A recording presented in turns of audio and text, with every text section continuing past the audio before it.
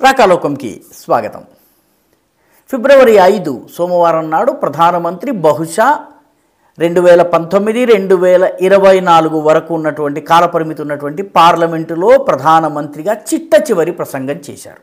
దీని తర్వాత ఎన్నికలే ఉంటాయి. ఎన్నికల తరువాత ప్రభుత్వం ఏర్పడి మళ్ళీ ప్రధానమంత్రి అయితే తప్ప ఆయన లోకసభలో ప్రధానమంత్రిగా ప్రసంగం చేయలేరు. అయితే ఈ ప్రసంగంలో ప్రధానమంత్రి చాలా విషయాలను మాట్లాడారు. ఊహించినట్టుగానే ఎన్నికల ప్రచార సభలాగానే మాట్లాడారు. అయితే రెండు విషయాలు ఇందులో చాలా ప్రత్యేకంగా మెన్షన్ చేయాల్సినటువంటి ఉన్నాయి. మొట్టమొదటిది, సాధారణంగా ఎన్ని సీట్లు గెలుస్తామో సంఖ్యను చెప్పనటువంటి నరేంద్ర మోదీ ఈసారి ఎన్డీఏ కూటమి 400 సీట్లు సంపాదిస్తుంది అని జోస్యం చెప్పారు, భవిష్యవాణి చెప్పారు. 400 సీట్లు ఎన్డీఏ కూటమి తెచ్చుకుంటుంది అని ఆయన అన్నారు. ఇది మొట్టమొదటి. అయితే దీనికన్నా కీలకమైనటువంటి ఇంకొక విషయం చెప్పారు. మా 3వ టర్మ్ ఎలా ఉండబోతోంది అంటే 3వ టర్మ్ ఉంటుంది ఖాయం అంటున్నారు. 400కు పైబడి ఎన్డీఏ సీట్లు సంపాదించుకుంటుంది అని చెప్తున్నారు. దాంతోపాటు 3వ టర్మ్లో అంటే 2024 నుంచి 2029 ఈ కాలఖండంలో ప్రధానమంత్రిగా ఆయన నాయకత్వంలో ఉన్నటువంటి ప్రభుత్వము చాలా నిర్ణయాత్మకమైనటువంటి పనులు చేయబోతోంది. దేశం యొక్క దశను దిశను మార్చే పనులు చేయబోతోంది. ఈ విషయాన్ని ఆయన చెప్పారు. 1000 ఏళ్ళు దేశము గుర్తుంచుకునేటటువంటి పనులను చేయబోతున్నాం. ఏ పనులు అయి ఉంటాయి? కాశీ మథుర సహజంగానే దానికి సంబంధించినవి రావచ్చును, లేకపోతే యూనిఫామ్ సివిల్ కోడ్ కావచ్చును, దేశానికి సంబంధించి సిఏఏ ఇటువంటివి ఏవైతే మిగిలిన్నాయో అవి కావచ్చును. అయితే ఇంకొక ఇండికేషన్ కూడా లభించింది. సరిగ్గా కొద్ది రోజుల క్రితమే భారతదేశంలో ఉన్నటువంటి లా కమిషన్ తన 284వ నివేదికను కేంద్ర ప్రభుత్వానికి సమర్పించింది. లా కమిషన్ ఎప్పటికప్పుడు వివిధ చట్టాల మీద ఇటువంటి నివేదికని పంపుతూ ఉంటుంది. కానీ ఈసారి పంపిన నివేదికలో ఒక కీలకమైన అంశం ఉంది. కీలకమైన అంశం ఏంటంటే, ఈ దేశంలో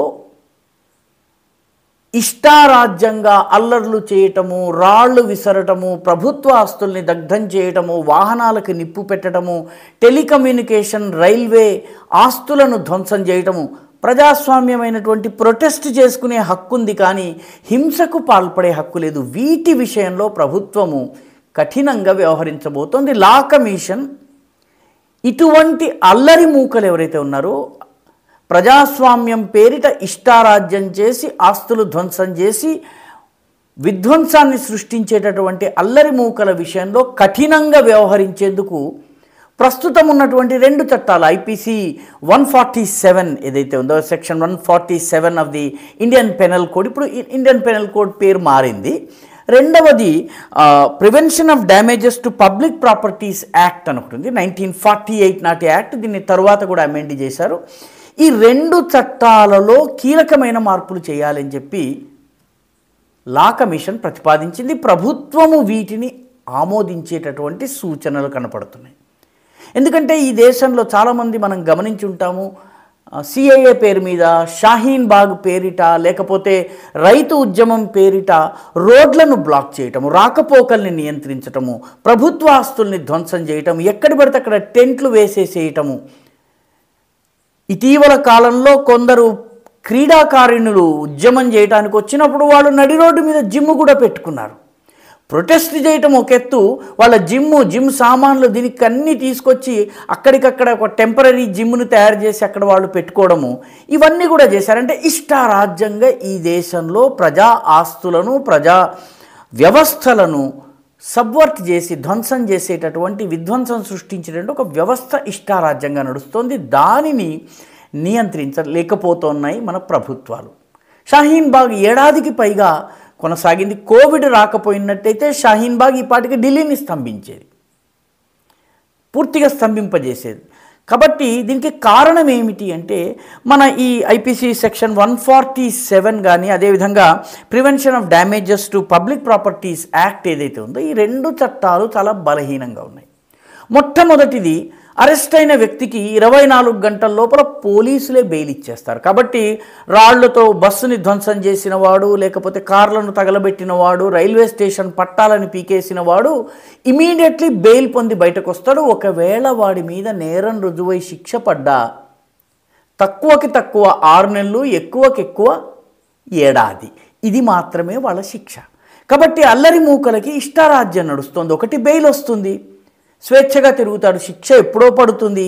ఈ పడే లోపల ప్రభుత్వాలు మారవచ్చు, శిక్షను మాఫీ చేయవచ్చును, వాళ్ళని ఉద్యమ వీరులుగా గుర్తించి పెన్షన్లు కూడా ఇవ్వవచ్చును. కాబట్టి నిర్భయంగా ఇటువంటి పనులు సాగుతున్నాయి. కాబట్టి ఇప్పుడు లా కమిషన్ సజెస్ట్ చేసింది ఏంటంటే ఈ సెక్షన్ 147 ఇప్పటి వరకు కాగ్నైజబుల్ బట్ బెయిలబుల్ అఫెన్స్. అంటే కాగ్నిజబుల్ అంటే కేసు నమోదు చేయవచ్చు కానీ బెయిల్ లభిస్తుంది. దీనిని మార్చబోతున్నారు. బెయిల్ లభించేటటువంటి క్లాజెస్ ఏవైతే ఉన్నాయో, ఇందాక మనం చెప్పుకున్నటువంటి prevention of damages to public properties act, ప్రజా ఆస్తుల విధ్వంస నిర్మూలన చట్టం నియంత్రణ చట్టం ఏదైతే ఉందో, ఈ చట్టంలో ఉన్నటువంటి సెక్షన్ 5 బెయిల్ అప్లికేషన్కి సంబంధించి దీన్ని మార్చాలని చెప్పి లా కమిషన్ చెప్తోంది. ఎంత ఆస్తినైతే అతను ధ్వంసం చేశారని చెబుతున్నారో అంత విలువను డిపాజిట్ చేస్తే తప్ప, అంత విలువ నగదుని డిపాజిట్ చేస్తే తప్ప అతనికి బెయిల్ రాదు. అతను నిర్దోషని రుజువు అయితే అతని డబ్బులు అతనికి తిరిగి వస్తాయి. కానీ ముందు ఒక ఇంటిని దగ్ధం చేశారనుకోండి, ఆ ఇంటి విలువ ₹1,00,00,000 అయితే ఇతను ₹1,00,00,000 జమ చేస్తే తప్ప ఇతనికి బెయిల్ రాదు. ₹1,00,00,000 కట్టనంత వరకు ఇతను జైల్లో ఉండాల్సిందే. శిక్షా కాలం అదేవిధంగా రైలు పట్టాలు పీకారు, ఆ రైలు పట్టా, దాని మీద వెళ్ళే రైలు, ఇదంతా కలిపి దాని నష్టం ఎంత అన్నది లెక్క కట్టినట్టయితే ఆ నష్టం ఒక 10 మంది పీకితే 10 మంది మధ్య దాన్ని పంచి అంత డబ్బు కడితే తప్ప వాళ్ళకి బెయిల్ రాదు. ఉదాహరణకి ఇటువంటి అనేక సంఘటనలు కొన్నిసార్లు రోడ్డు మధ్య ధర్నా చేసేస్తుంటారు, రాకపోకలకి ఇబ్బంది కలిగిస్తుంటారు. ఈ రకంగా చేసే వాళ్లకు ఈ రోడ్ డైవర్షన్ వల్ల అదనంగా ఖర్చయిన పెట్రోలు, కొత్త రోడ్డు మీద పడ్డటువంటి భారము, ఇక్కడ ట్రాఫిక్ ఆగిపోవడం వల్ల వ్యాపారస్తులకు కలిగినటువంటి నష్టం, ఇవన్నీ లెక్కగట్టి దానిని బెయిల్ కోరుకునేటువంటి వ్యక్తులు ఆ మొత్తాన్ని చెల్లిస్తే కానీ బెయిల్ లభించకుండా చేస్తున్నారు. రెండవది, శిక్షాకాలము 6 నెలలు ఉన్నటువంటి శిక్షను 5 సంవత్సరాలు మినిమం, అదేవిధంగా మ్యాక్సిమం ఏడాది ఉండే దాన్ని 10 సంవత్సరాలుగా మార్చాలి. ఇది గనక జరిగినట్లయితే ఈ దేశంలో ప్రజాస్వామ్యబద్ధంగా శాంతియుతంగా జరిగే ప్రొటెస్టులు జరగవచ్చు, వాటికి పూర్తి హక్కు ఉంటుంది. కానీ హింసకు పాల్పడి, దౌర్జన్యానికి పాల్పడి, రోడ్ల మీదకి వచ్చి ఇష్టారాజ్యం చెలాయించి వచ్చిపోయే బస్సులను ధ్వంసం చేసేసి అప్పటికప్పుడు ప్రార్థనా స్థలం నుంచి బయటకు వచ్చేసేసి రోడ్డు మీద కనిపించిన వాటన్నిటినీ ధ్వంసం చేసేయటము, ఈ రకమైన అల్లర్లకు చెక్ పడబోతోంది.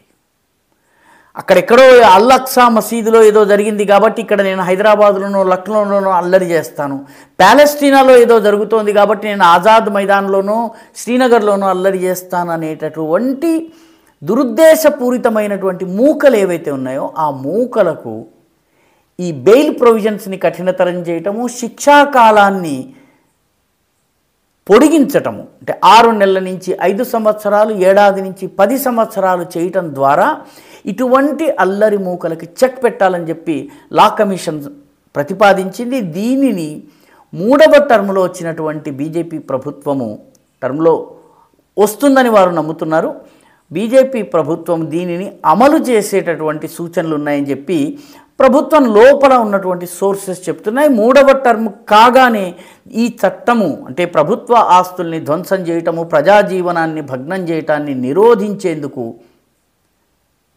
ఈ రకమైనటువంటి కఠినతరమైనటువంటి చట్టాలని తీసుకుని రావాలని బీజేపీ భావిస్తోంది. ఇది జరిగినట్టయితే శాంతియుతమైన ప్రొటెస్టులు జరుగుతాయి, కానీ విధ్వంసము, వినాశనము ఇవి జరగడం ఆగిపోతుంది. ఈ వీడియో మీకు నచ్చినట్టయితే లైక్ చేయండి, షేర్ చేయండి, ఈ ఛానల్కు సబ్స్క్రైబ్ చేయండి, మీ అభిప్రాయాన్ని కమెంట్ల రూపంలో తప్పనిసరిగా పంపించండి.